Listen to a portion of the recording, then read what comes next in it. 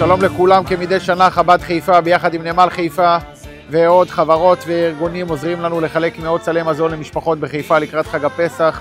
מצווה מאוד חשובה, כל דכפין ייתי ויכול, לפתוח את הלב לעוד משפחות. אני רוצה להודות לכל הידידים והשותפים, כל מי שעוזר, שידע שהוא מחמם את הלב של משפחה, ולברך את כולם בברכת חג פסח כשר ושמח, שנהיה ביחד, שנהיה אחים, וככה ננצח את האויבים שלנו, בתפילה להחזרת החטופים, לסיום המלחמה ולגאולה שלמה בקרוב ממש. תודה רבה.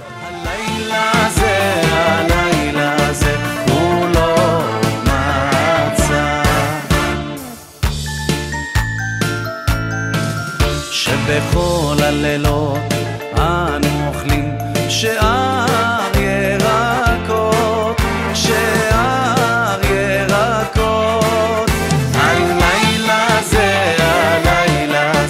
כולו מרור, הלילה הזה כולו מרור.